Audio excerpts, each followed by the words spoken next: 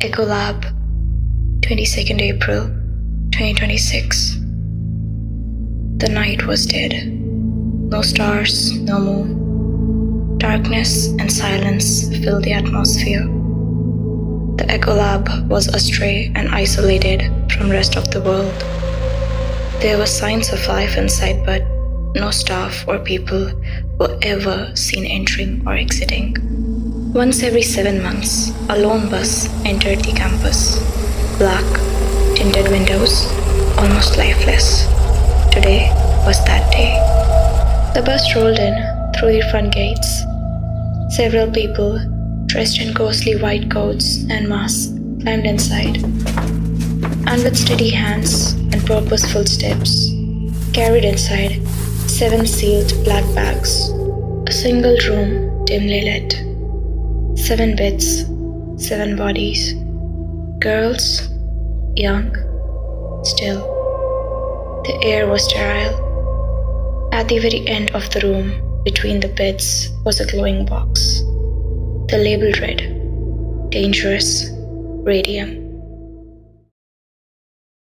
When the clock struck 11:11, a figure entered the room. A rose scent walked in with them.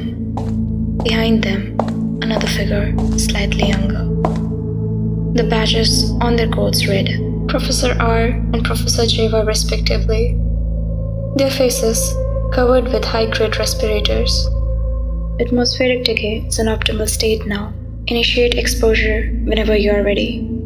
JIYOO spoke, no hint of hesitation in her voice. R nodded and stepped forward, her hand gripping the lever. May their cells remember who they were and what lies ahead of them, she whispered under her breath, the words sounding more like dark prayer than just a scientific protocol. Then, with a deep exhale, she pulled the lever. There was no movement, nothing at all. The world held its breath. The lid did not open. And 7 seconds later,